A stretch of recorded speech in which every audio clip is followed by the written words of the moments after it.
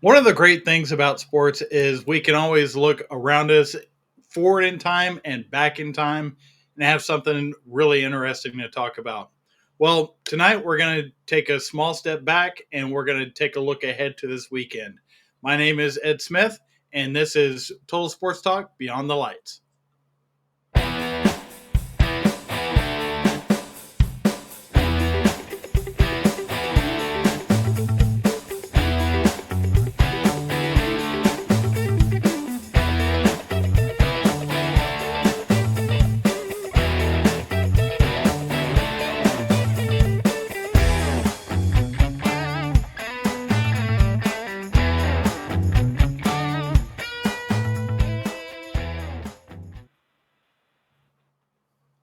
Welcome, everybody. This is Total Sports Talk Beyond the Lights. I I am your host, Ed Smith, and with me this evening is David Street. Hey guys. So earlier this week, we found out who the World Series champion is for this year, and it is none other than the Los Angeles Dodgers, who dominated the Yankees over 5 games and came out with the victory. And one of the biggest things that I took away from this series is in one game, the Yankees went from possibly getting trying to get back into this series to completely imploding. For those that did not see it, in the fifth inning of the deciding game, the this has never happened uh, since they started recording earned runs. But the Yankees were up 5-0. They let go of 5 unearned runs and lost the lead with 3 errors and a partridge in a pear tree. It was just a epic collapse in a single game that nobody has ever seen before, and it happens at the worst possible time. Kudos for the Dodgers of being on top of the base running to make sure that they took advantage of these opportunities. But my goodness, the Yankees, oh, what a brutal way to end it. And, you know, they finally got to that, uh, climbed up to the top of the American League, uh, just ran into the Dodgers. So now Dave Roberts finally has uh, his World Series for a full season, not the COVID season that we had in 2020. And the Yankees and Aaron Boone are going to be looking forward to repeating their success, trying to get into next year. David, did you have some takeaways from this? Well, you talk about one game, and yeah, technically you are right, but it was also one inning when the Dodgers scored 5 unearned runs. So quite literally, the New York Yankees gave it to the Dodgers. I mean that their defense was absolutely horrible in that inning, and just some things that really stuck out to me is that from the Dodger side. Shohei Ohtani was basically a no-show. Now that isn't he was a no-show for understandable reasons. Given I think he injured his shoulder, so that was understandable. But no matter, Freddie Freeman was an absolute monster, and he showed up. And Aaron Judge from the Yankees, he really didn't show up until the very end. And you talk about Dave Roberts, and I just want to give Dave Roberts his flowers here because it is true that he had been much maligned from the Dodger faithful year after year after year because he had the most talented team in baseball, or certainly one of the most talented teams every year. And other than the shortened COVID season, he would always fall short. But give him his props. He was excellent in the World Series. And people are saying, well, it's easy to win when you have a loaded roster. And I just want to say that I don't think people understand just how difficult it is to manage a bunch of egos, to get a bunch of these players to abandon their individuality for one singular team goal. that's not easy at all. I mean, just because you put a bunch of talented players together doesn't mean that you're going to get a good end result. Case in point, Ed, remember it was 2012, 2013 when the Lakers had acquired Steve Nash and Dwight Howard to pair with Kobe Bryant, and everybody was talking about how, oh, that was a super team. And yeah, they still made the playoffs. They still had a winning record because they were simply too talented to have a losing record. But from the very beginning, you could just tell that things were not going to end well for that team. So having a bunch of individual talented players doesn't mean a thing. So all the credit in the world to Dave Roberts. He finally gets that monkey off his back. For sure, for sure. And you bring up a good point about being able to manage the egos of a overloaded roster. Well, as we look ahead to this weekend, there is a team that has a loaded roster, and while Dave Roberts made his ability to manage all those egos look pretty easy, somehow Ryan Day makes it difficult to manage all the egos of the Ohio State Buckeyes roster. That's a $20 million roster that I I they play well together, but they're not invincible. They are not uh, a team doesn't that doesn't feel like they are above anybody that's at that upper echelon. Well, we're gonna see that test this weekend as they head into Happy Valley for a big noon kickoff. Which I don't know about you, David, but this whole noon kickoff for this level of game instead of a whiteout at night is just ridiculous. Yeah, I agree 100%. And as far as Ohio State goes, I agree with you that certainly they could look better. Granted, they still have just one loss on the season, but I think that says more about the kind of schedule that they've been playing. When they finally played a team with a pulse, Nebraska, they almost lost. But of course, they didn't.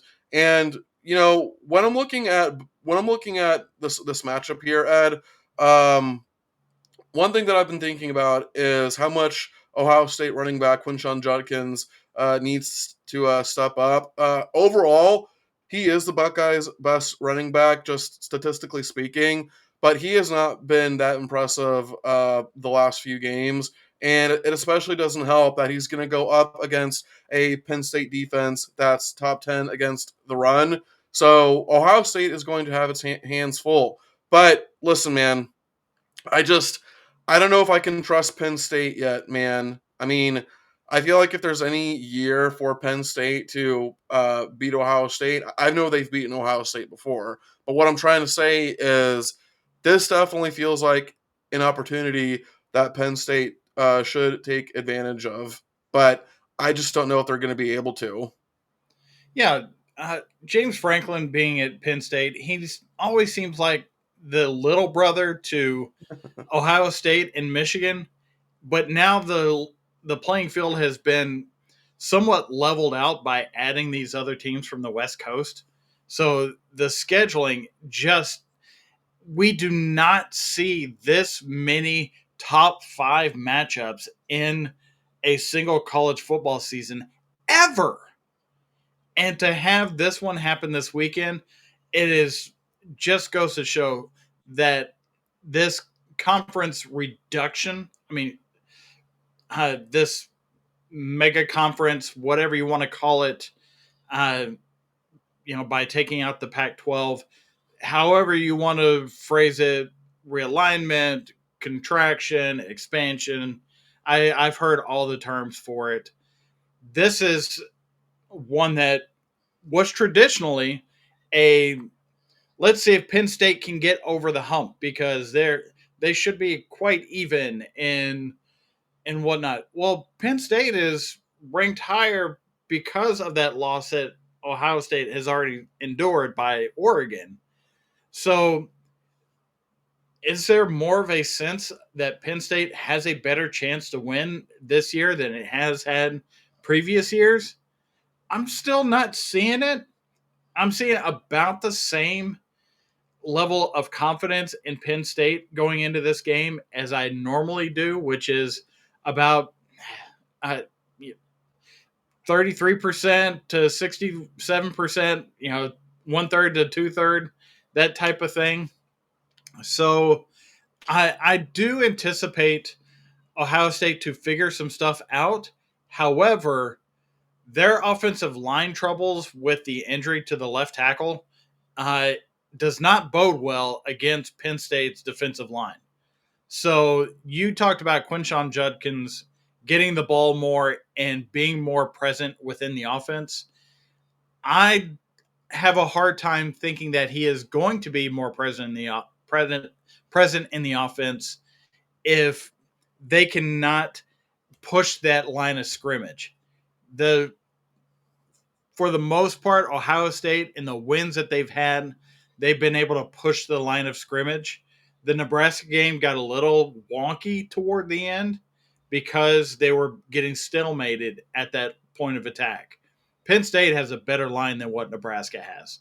So that leads me to believe that there's going to be some question about the ability for Ohio State to walk into this and do what they have been doing to Penn State over the past few years.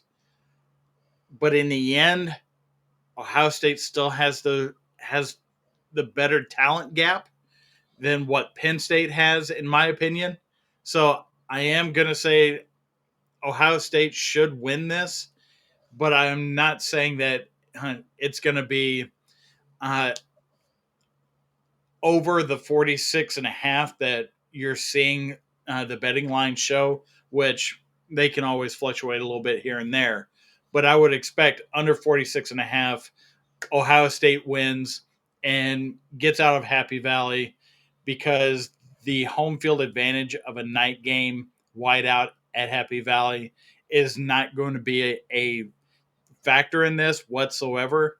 So Ohio State, yes, the Buckeyes do come out with a win here. What do you think, David? Well, I think it's interesting.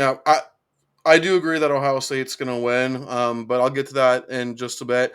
I think it's interesting how we talk about how Ohio State has not looked the best, but to be honest with you, Ed, Penn State hasn't looked all that dominant either. Even as they're undefeated, now they have looked very very solid, but and this is kind of strange, but Penn State to me has been producing results like an NFL team. I'm not saying that they're playing like an NFL team, but Ed, let me read you the results from. Let me read you these results here, okay? 34 to 12, 34 to 27, 56 to 0, 21 to 7, 27 to 11, 33 to 30, 28 to 13. Now, think about it. Do those sound like the results of a college football team or a professional football team? Those results sound like a team that is more concerned with just getting the winning total and a, not trying to get style points for a committee to rank them higher, which in my opinion works out better in this new era of 12 team playoff. Yeah, yeah, absolutely. I mean, at the end of the day, Penn State is still undefeated, but usually when you think of college football scores, you think of scores like 45 to 17 or 65 to 33 or whatever. You just, you don't see those scores a lot in the NFL. But I agree with you. I think Ohio State's going to win. I think just like against Nebraska, I think Ohio State's going to pull out a close one. I've got them winning 28 to 25. Okay. That's that'll be over that 46.5. If I'm going to attach a score to it, I'll probably put it at 27 to 17. So it'll be just under that. So around the 44-point mark. All Uh, right. but there is uh, a night game that is going to be just a raucous crowd going into this weekend, and that is the newly minted top 10 Texas A&M Fighting Aggies going to South Carolina and playing in the sandstorm. If you want to do the play on words.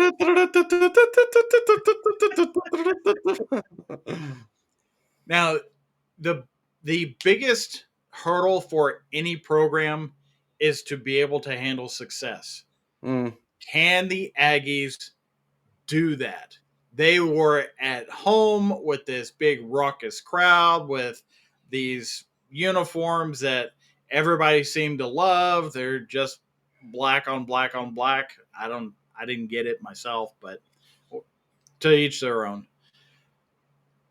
This A&M team does like a street fight, but are they ready for prime time?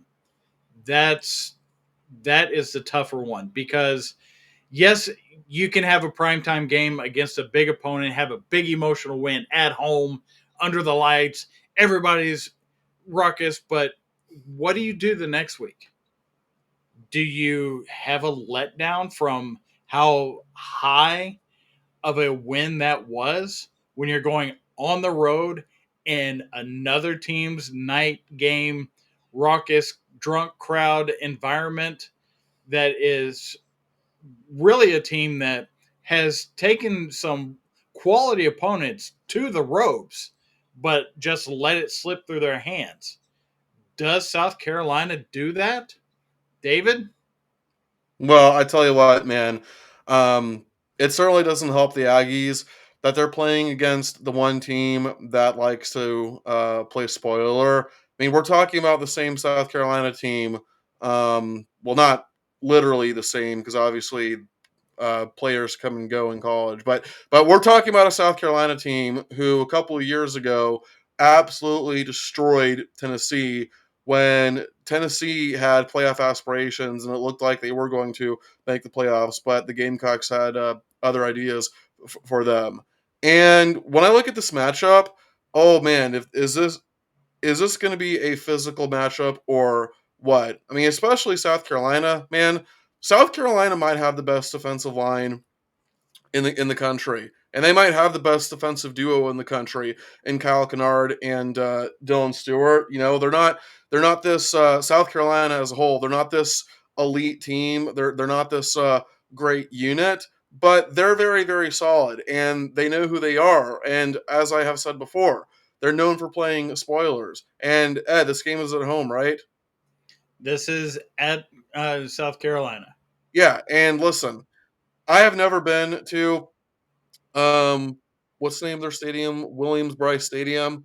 Well, I've never been to South Carolina's stadium, but I understand how loud it gets there, especially when their team gets going, especially when they have all the momentum, man. So I don't think the Aggies realize what they have coming for them, to be honest. Yeah, and quite honestly, South Carolina, I don't know if they know what quarterback they're going to be playing against because the Aggies have basically two options. They have a dual threat quarterback in Jaden Reed, and then they've got Connor Wegman, who is more of a drop back passer. Which one is Elko going to go with? Because Mike Elko, he has been able to insert the correct quarterback for the situation every week. It seems like ever since the Notre Dame game uh, when they were kind of stuck on Wegman, but I tried to tried to work through that.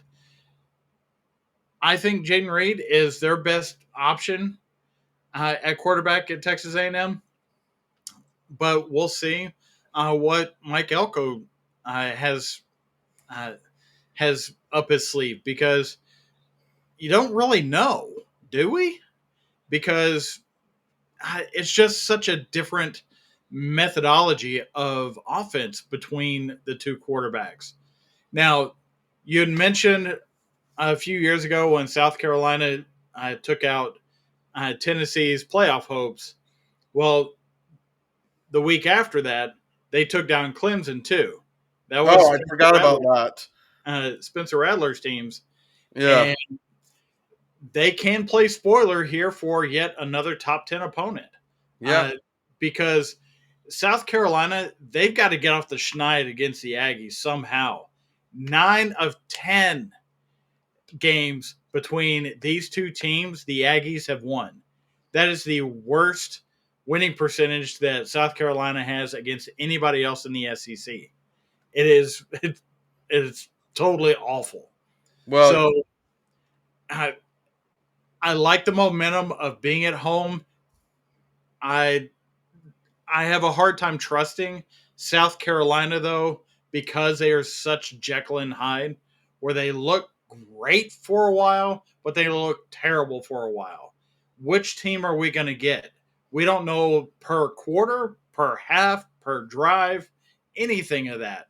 Whereas what we're finding out about this Texas A&M team is they are starting to put it together to be that rough, tough, just bulldozing football team that really is the hallmark of being in College Station. So I'm going to have to go with the Aggies on this.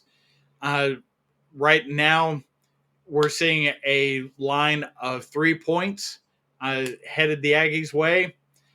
I I would not be surprised if South Carolina uh, takes the points, take the take the points with South Carolina on this one, because I do think that the flip flop nature of South Carolina will rear its ugly head, and Texas A&M will escape with uh, probably a 22-20 victory out of South Carolina this weekend.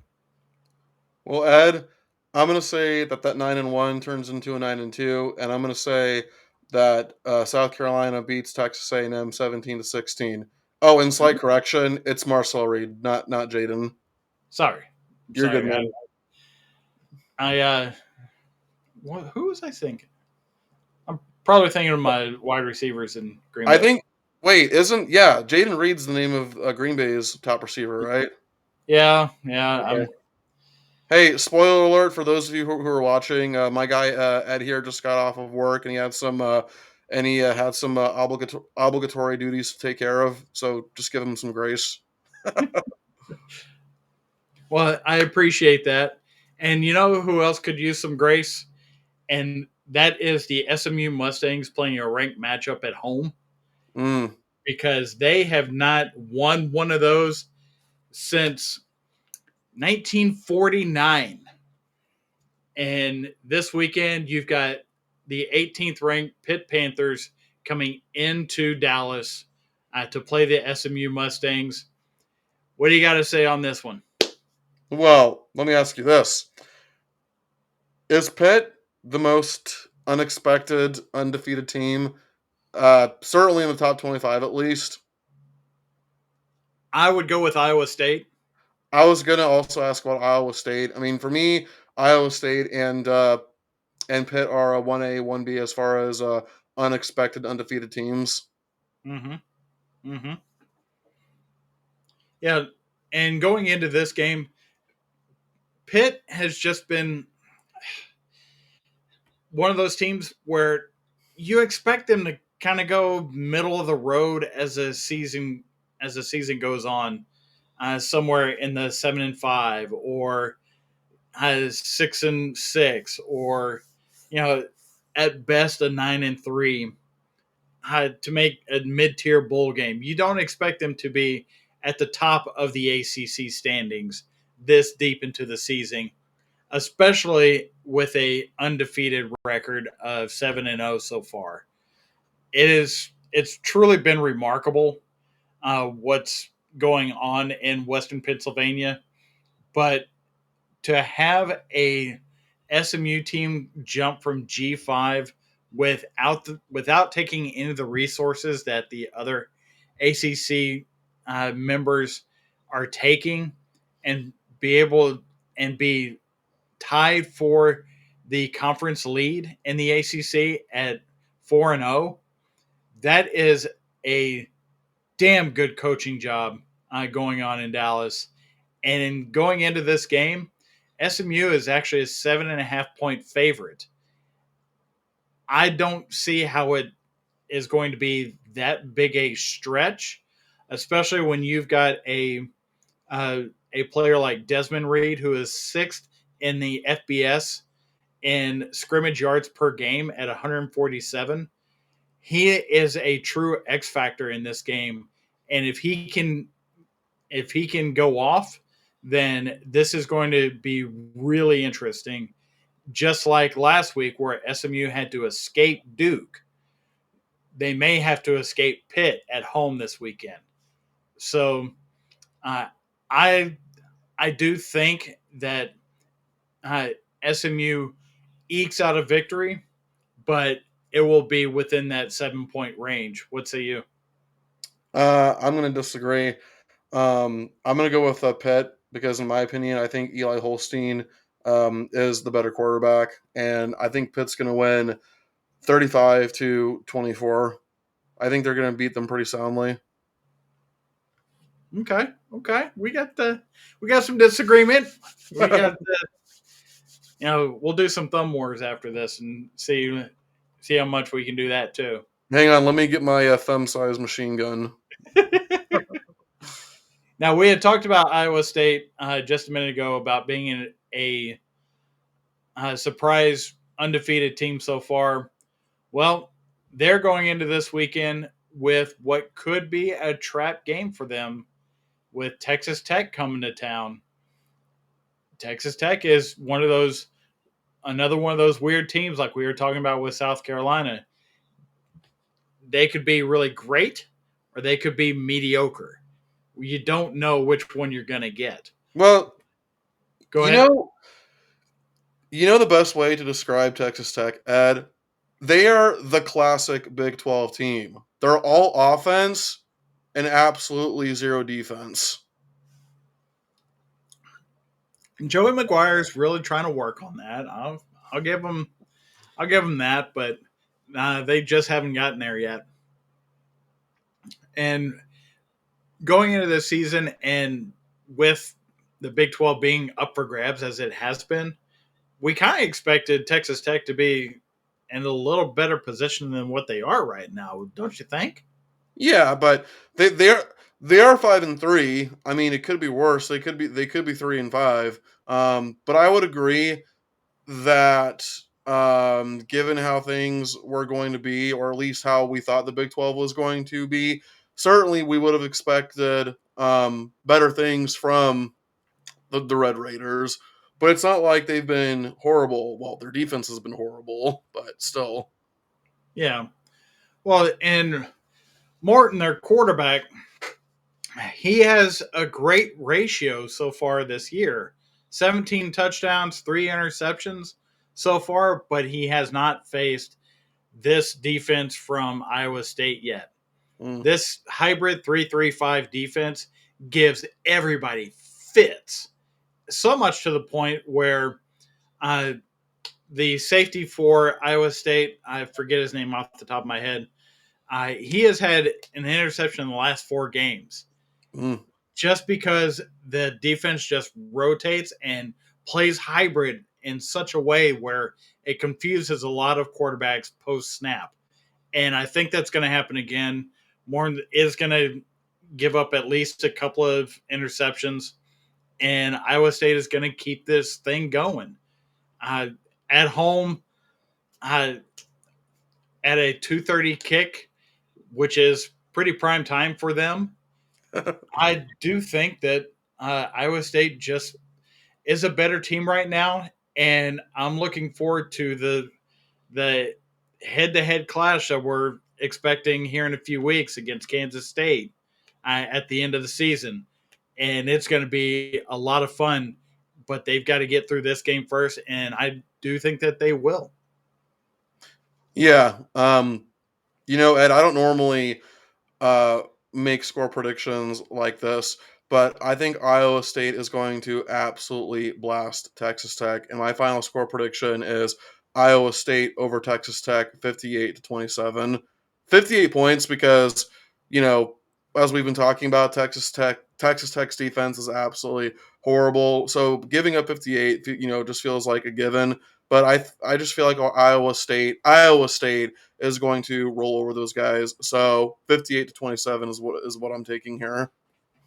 I'm thinking somewhere in the neighborhood of 45-26.